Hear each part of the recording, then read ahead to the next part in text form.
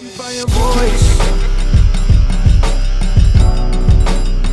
Let me help you find your voice.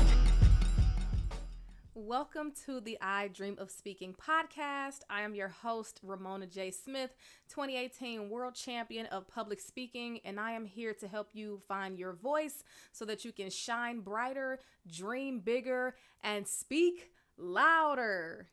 The I Dream of Speaking podcast is all about mastering the art of public speaking, sharing our dreams and aspirations as speakers, and living confidently so that we feel good both on and off the stage. Today's episode is all about how to make those speaking dreams a reality. Dreamers and speakers. Oh, so excited about this episode because I am both a dreamer and a speaker. Make sure you subscribe to the channel and hit that notification bell so that you don't miss the next episode. Also, give this video a thumbs up, drop a comment with your tips, suggestions, and love. I love the love. Make sure you share this. If you have someone in your circle who wants to be a better speaker, share this podcast with him or her, them or they. Make sure you follow me on Instagram at Ramona J. Smith 1, on Facebook and LinkedIn, Ramona J. Smith. Join our Speakers United Facebook group and check out my website, ramonajsmith.com. Also, you can send me an email if you want to connect. I speak at ramonajsmith.com. Thank you for joining me for another episode of I Dream of Speaking. I have not always wanted to be a world champion speaker. That was never my dream as a child. As a kid, living and coming from where I came from in the city of Cleveland, public speaking wasn't really a thing. I kind of left that to the politicians or the preachers, the people who are in the world of religion. Preachers, pastors, things like that. I never had dreams of public speaking when I was younger. When I was younger, I just wanted to be famous. Mom, leave me alone. I want to be famous. I wanted to be famous. I wanted to be a movie star. I wanted to be a famous singer. I wanted to be in a girl group like Destiny's Child or TLC. I wanted to be in the spotlight, and I just didn't know that public speaking was an actual profession. I wanted my name in lights and on billboards and to look stunning on the red carpet and have paparazzi chasing me down with cameras and things like that. But as I mentioned, I thought it was only for preachers and politicians. My first experiences on stage with public speaking, it was public speaking, but I didn't really know what that was. Those took place in church and at school. If you grew up in a Baptist church or you know anything about the Baptist church, we have our programs for Mother's Day, for Easter, for Christmas. We have plays, and sometimes the kids will recite poems. I did those things. Those were my first experiences with public speaking as a kid, doing a poem at church or singing in the youth choir at church or singing in the youth choir for elementary school. And also I did plays, I did talent shows. I was a cheerleader in middle school. In high school, I did the drama club, the poetry club. I was on a dance team. High school, the good old days. Anywho, after high school, I was introduced to spoken word poetry. Before, I was memorizing other people's poems and reciting them. But when I got to high school, I started writing my own poems. I wasn't really performing them too much, but I was writing them. And when I got a little bit older, a couple years out of high school, I started going to poetry lounges and open mics where people were doing their own original pieces live. And that really touched my soul. I didn't know then, but I know now that is a form of public speaking. And I loved it. I love being on the stage. I love sharing pieces of my soul and pieces of my heart. And I always got a great response from the crowd. And I was never afraid to get on stage. I was never shy. I never had stage fright. Like I mentioned, I love the feeling of being on stage and being the center of attention and having something that the crowd is going to enjoy. Having a poem that is going to make somebody say, ooh, or ah, or whoa, or yes, that was nice.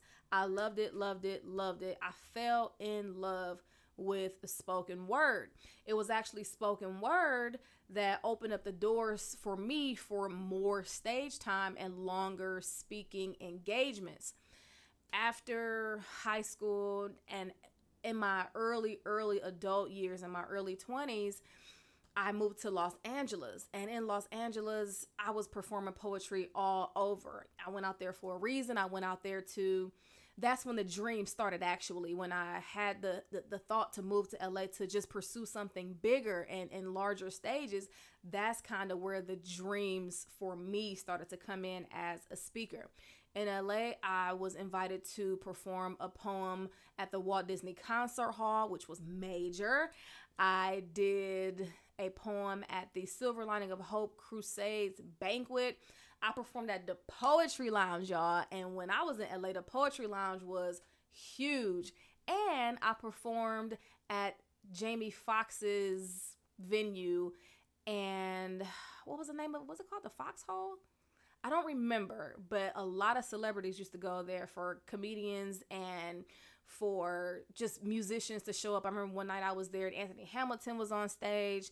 And the night that I did my poem, Mark Curry was hosting. And guess who happened to be in the audience, y'all? John Legend. John freaking Legend was in the audience when I did my poem at Jamie Foxx's venue in LA.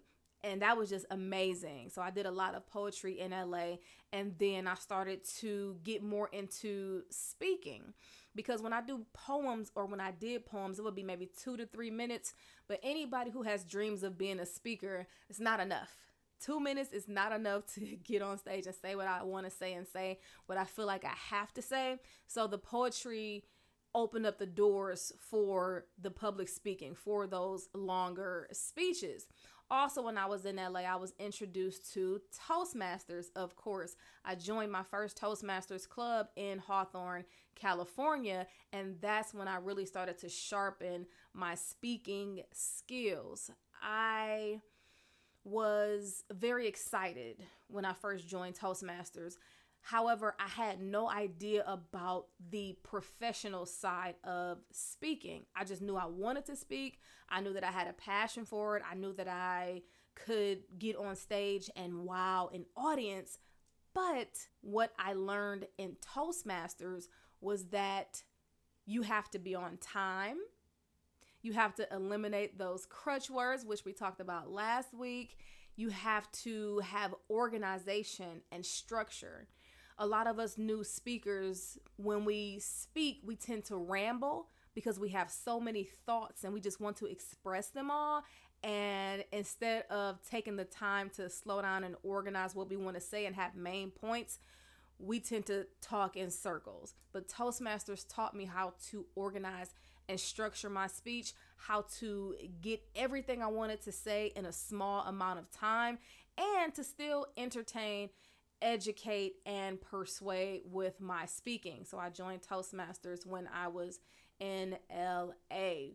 My dreams of speaking started definitely in Los Angeles. I remember that I was living with 2 of my friends in West Hollywood, and when they would be at work, of course I wasn't working because I was pursuing my dreams, but when they were at work and I would just be in the apartment by myself, I would just be singing this song, and it's one of my favorite songs. It's called Closer by an artist named Goapele, and I just remember singing that song over and over and over because I knew that I was getting closer to my dreams. I had this feeling that one day, I didn't know how, I didn't know when, but one day I was going to be an internationally known motivational speaker. That was years ago. I had no idea I was going to compete in the World Championship of Public Speaking. I had no idea it was going to take me around the world. I had no idea at that point, but I had faith. had faith in myself and I had faith in my gift, and I didn't know how it was going to happen, but I knew it was. And I just remember singing that song so much, and singing it so much sometimes to the point where I would be brought to tears because I felt it so strongly, and I just knew that I had a greater purpose for my life than where I was back then. My dreams of speaking, just they were solidified with every public speaking engagement that I got, whether it was a poem, whether it was to speak to some young people, whether it was to speak at some high schools or colleges.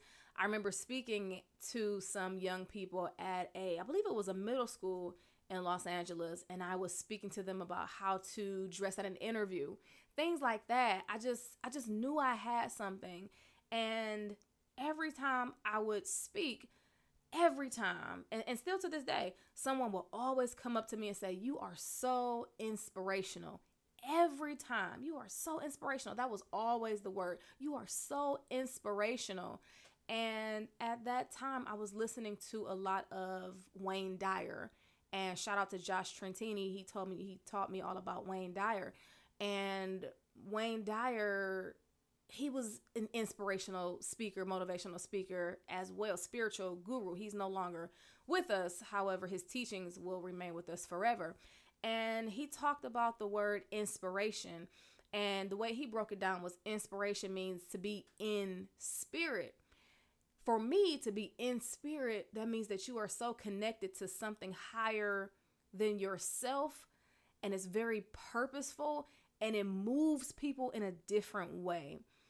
Inspiration and motivation to me are very different, and for me to hear that I am inspiring people, that means I'm moving something on the inside of them in a positive way that makes them feel like they can do more. They feel like they want to do more, or that they're ready to do more. So to constantly be told that I am inspirational, I was inspirational, that just fueled my dreams even more.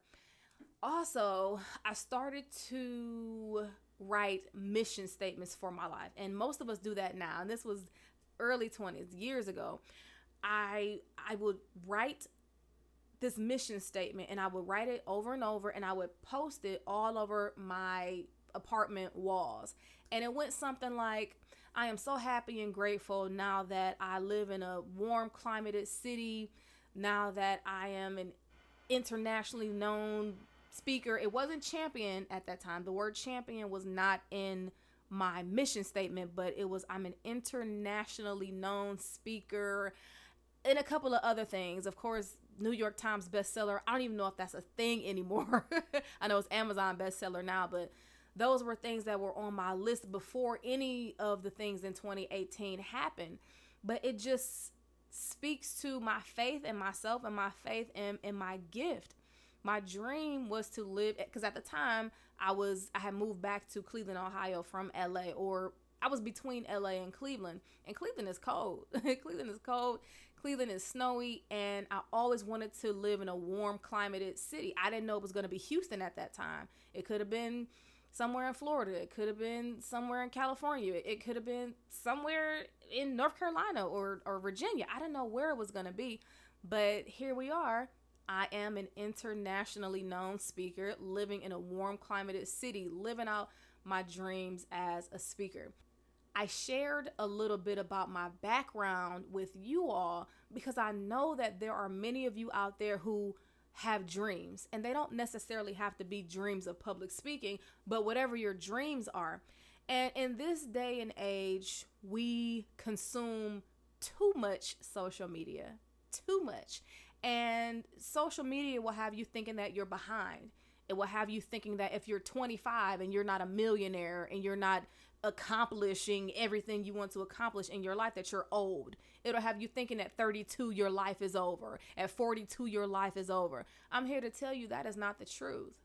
I'm here to tell you that the killer of joy, the killer of dreams, the killer of your inspiration is going to be comparison to others.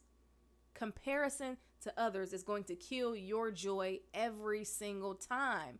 If you are a person who may have been a late bloomer like me, I didn't graduate from college, undergrad, until I was well past 20.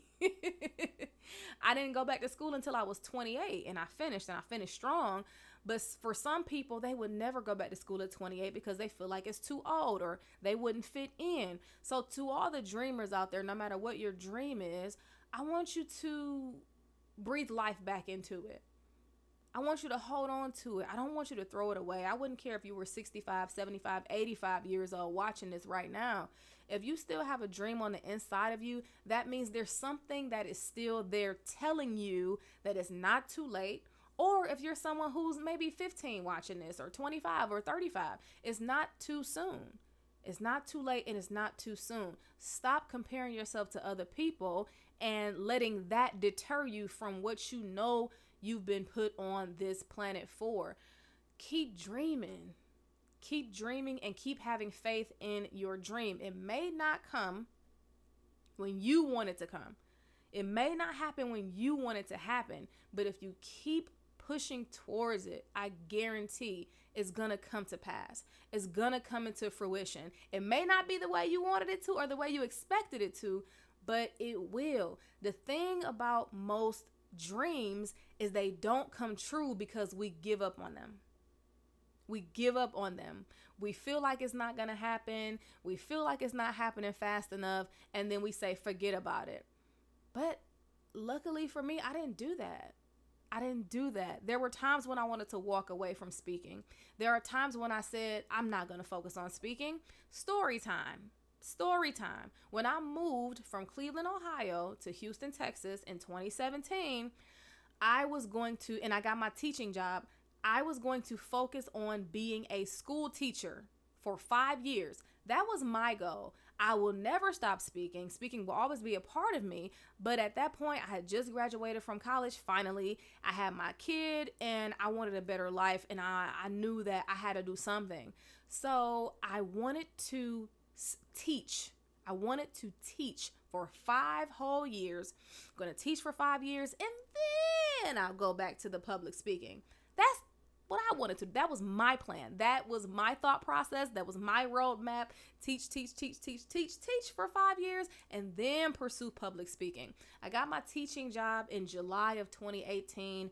I won the World Championship of Public Speaking unexpectedly in August of 2018. I just knew I was going to be teaching until 2023. But God, the universe, whatever you want to call something greater than you and I, said no. 2018 is the year where one of your dreams is going to come true. It takes some time for some of us, for most of us. Even the people who you think are overnight successes, even the people who you see on social media and they claim to be doing so well, and it really hurts if they're doing so well in a field that you are passionate about. It kind of hurts a little bit because it's like, why them and not me? But you have to run your own race. You have to take your time. Nobody else can walk your path. This is your path and it's going to play out the way it's supposed to play out. I know that if I would have won the World Championship of Public Speaking any other year, it wouldn't have been a great year for me. If I would have got it when I was too young, I wouldn't have appreciated it. If I would have got it when I was 5 years into teaching, I probably wouldn't have even competed because I would have been so invested in teaching. I'm saying all this to say it's not always a straight line.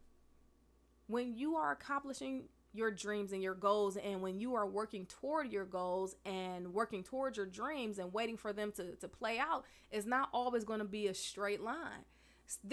I don't think there are many straight lines to success. Success does not look like, it's like, ooh, It's not a straight line for most of us because you have to go through different lessons to prepare you for the things that you're asking for. You have to go through certain lessons to prepare for the things that you're asking for so that when you get all these big, beautiful dreams you are asking for, you will be ready. You will be ready. It's kind of like training. Nobody says I'm going to run a marathon today and tomorrow they go run a marathon. You have to train yourself. You have to train your body. You have to discipline yourself. You have to build up your win. You have to understand what's coming along with this big goal and this big dream that you have. How do dreamers and speakers and dreamers of being speakers, how do we bring these dreams into reality? The first thing is you don't give up. You don't give up. You keep pushing. You keep pursuing. You may need to take a break every now and then because sometimes it gets discouraging. When you try and try and try and try and it seems like nothing is working out for you and you feel stagnant and you feel stuck, it's discouraging. It's very discouraging. So rest for a while, maybe take a break, take a breather, and then you get back in the race. Don't quit. Don't give up on your dreams. I love the saying, don't die with your music still inside of you. That is my challenge to you. Do not leave this earth and your dreams stayed in that mind that is no longer in existence.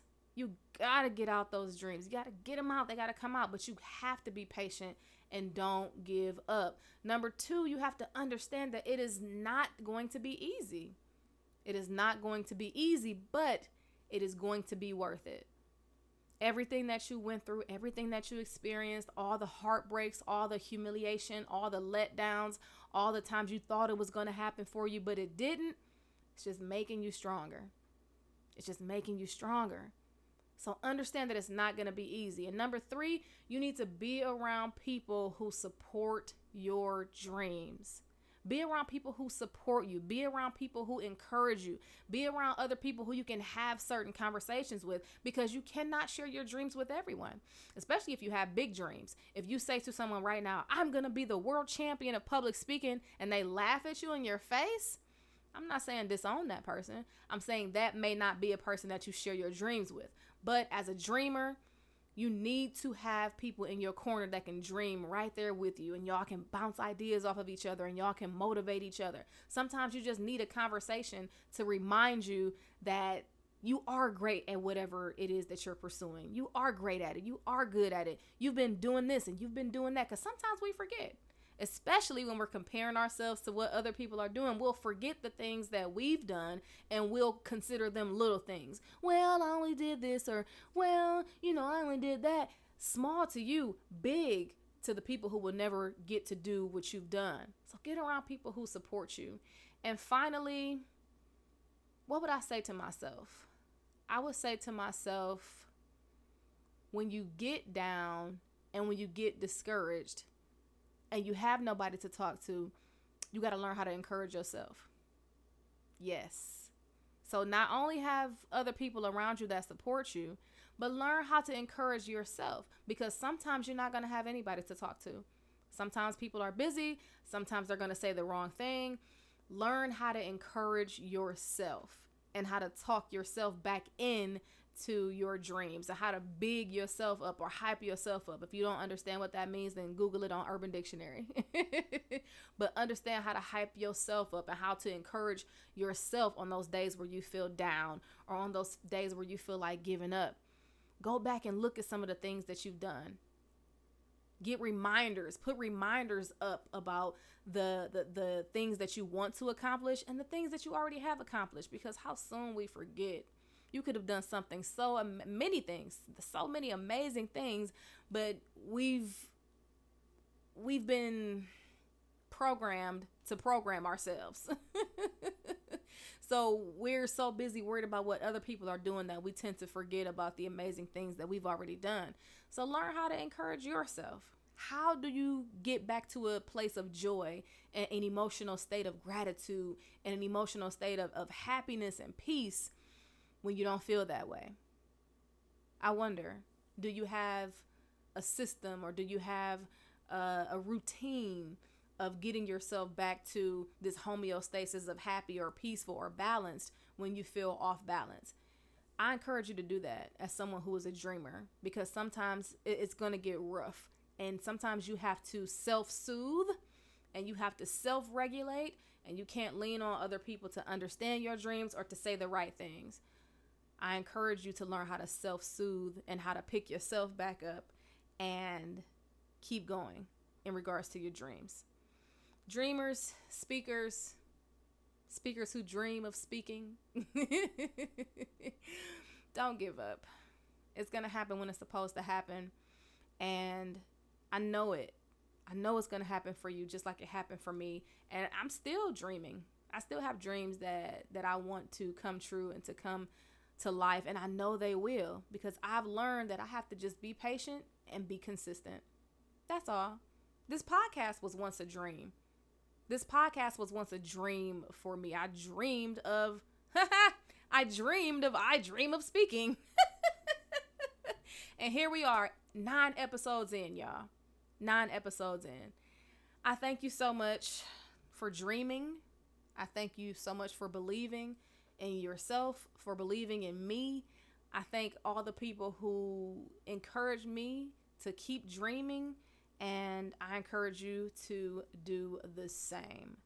We have now come to my favorite part of each podcast. What that mouth do? What that mouth do? Hey, what that mouth do? What that mouth do? As speakers, our most important tool is our voice. It's your money maker. It's your everything. And sometimes we take it for granted. Since we are not singers or voiceover artists, most speakers tend to neglect properly caring for the voice. Every week, we will discuss one new health tip to keep your mouth and voice healthy. What that mouth do? This week's What That Mouth Do tip comes from English Like a Native. She shows us how to perform vocal warm-ups. I am going to perform vocal warm-ups for you so that you have an example of what it sounds like. I am sitting up straight. My neck and throat are relaxed. My shoulders are relaxed. My belly is soft. And I am going to take a few deep breaths in and out to center myself.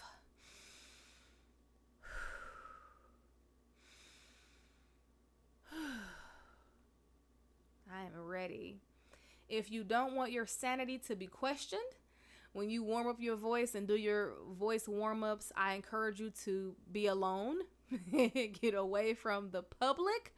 Or it can be something fun to do with your family, especially with the kiddos. It's so much fun to do these vocal warm-ups.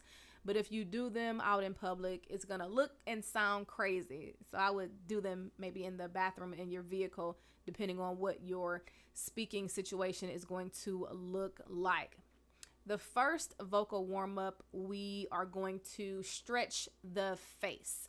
So we will stretch the mouth and we will raise the eyebrows. And it's going to look like you're reacting to a surprise party. It's going to look like this. I know it looks crazy, but you're stretching the face. So let's do this a few times. So stretch and release. Stretch and release. If you're listening to this, you need to go watch the video because you can't listen to my face. It's on YouTube. You can find it on YouTube. Next, we are going to squeeze the face like we just sucked a tart lemon. Like, so if you ever licked the lemon before, that face you make is like, we're going to squeeze the face like that. Do that maybe 3 or 4 times. We're going to stretch and then we're going to squeeze. So stretching first and then squeeze. Stretch and squeeze. One more time. Stretch. Somebody's doing this with me right now. Thank you. And squeeze. I know it feels silly, but it's really going to help you warm up your face and your mouth. And it's good for you to do these things before you speak. It's showing appreciation to all the things that are needed to make you have a great speaking voice. Now, here comes the fun stuff. We're going to do some lip trills. We talked about this a couple of weeks ago. Lip trills. Imagine that you are conversing with a horse. You know the sound horses make. Okay, so you want to relax your lips. Just relax them, just relax your lips and then blow air through them. It's going to sound like this.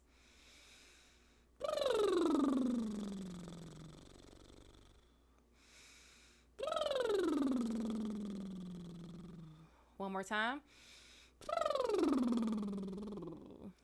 If that was difficult, or if you're having trouble with the lip trills, you can try placing your fingers on both sides of your lips and adding a little bit of pressure like this and then blowing. That's actually more difficult for me, but I can do them. But if it's difficult for you, just kind of hold your lips down a little bit and blow. It's more difficult for me. I can do it this way. Okay? And then repeat that 2 or 3 times.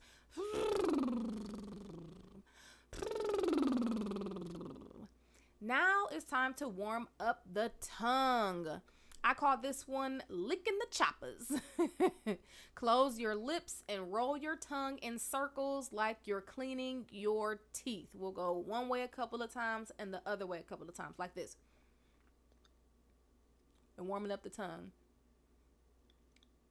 Now go the other way. Excellent. Do that maybe 6 times each way. Next, I call this the blah. The blah. You're going to push the tip of the tongue on the bottom row of the teeth and push the tongue forward. It's kind of like if you swallowed a cup of disgusting medicine, like this. So you're just stretching the tongue. Stretch and relax. And relax. So that's how we can work out the tongue a little bit. And now we want to warm up the resonance in the chest. So we're going to lightly pat our chest and hum. So it's going to be like, and then you want to pat your ribs. So, pat the other side. Pat your lower back. And then we're going to change it to a ma. It's going to go from to ma. So it's going to say ma, ma, ma, ma. Sounds so funny. Okay? We just have a few more. We're going to warm up the diaphragm now. The diaphragm, place your hand on the diaphragm, is right below your rib cage. And then we're going to make 10 short, sharp shushing sounds. That is a tongue twister within itself. Short, sharp shushing. Short, sharp shushing. And we are going to squeeze the last shh. We're going to squeeze and hold our belly muscles as tight as we can until we run out of air. So it's going to be like this. Shh, shh, shh.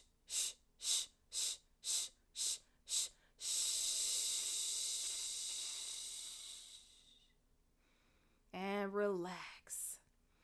Next, we are going to articulate to warm up the voice. We're going to repeat the b, d, g, b, d, g sounds over and over. This is so funny. I don't know if I'm going to be able to make it through it, but I'm going to try. So we're going to say b, d, g over and over and over. So it's going to sound like this. B-d-g, b-d-g, b-d-g. It works though. It works. I know it's funny. It's weird, but it's funny. So we're going to repeat this over and over. B-d-g, b-d-g, b-d-g, b-d-g, b-d-g, b-d-g, b. Now we're going to do PTK. So p-t-k, p-t-k. Putzika, putzika, putzika, putzika, putzika, putzika, putzika, putzika, putzika, putzika, putzika. That one wasn't as funny as b-d-g. And finally, we're going to do M-L-W. M-L-W. Mullawa, mullawa, mullawa, mullawa. That feels funny. Mullawa, mullawa, mullawa, mullawa. And finally, we're going to end with some tongue twisters. Everybody knows Peter Piper. Everybody knows Peter Piper. So we're going to practice articulation and warm up our voice and warm up our mouth with the Peter Piper tongue twister. Peter Piper picked a peck of pickled peppers. A pack of pickled peppers Peter Piper picked. If Peter Piper picked a peck of pickled peppers, where's the pack of pickled peppers Peter Piper picked? You can say that a few times. This tongue twister I'm not very familiar with, so I might mess up. If I say a curse word, excuse me, it's not intentional. You'll see it when you try. This is called Susie sitting. Susie. Susie sitting in a shoe shine shop. All day long she sits and shines. All day long she shines and sits and shines and sits. Susie sitting in a shoe shine shop. Oh, good, I didn't say it because it's like when I was practicing before, I was like, all day long she shines and shits. But I did say it that time. And then finally, 3 free throws. 3 free throws. 3 free throws. 3 free throws. This might seem silly, but it is very important to warm up the voice every time before speaking because you protect the voice and you strengthen the voice and you show the voice love and you show that you care about all these different pieces and elements inside of your mouth and inside of your body that allow you to be a great speaker. That was this week's What That Mouth Do tip. Make sure you like this video, comment, and subscribe. Also, send me your What That Mouth Do tips for oral health and voice care. Make sure you follow me on IG at Ramona J. Smith 1. Visit my website, ramonajsmith.com, and stay connected. Join our Speakers United group on Facebook, and make sure you subscribe right now if you haven't already. I would love to come speak to your organizations, to your clubs, to your groups, to your employees, to your team members. It is easy to find me. Email me, ispeak@ramonajsmith.com for booking information. As always, it's been my pleasure sharing this time with you. And until next time, let me help you find your voice so you can dream bigger, shine brighter, and speak louder. I will see you next time on the I Dream of Speaking podcast. Thanks for watching.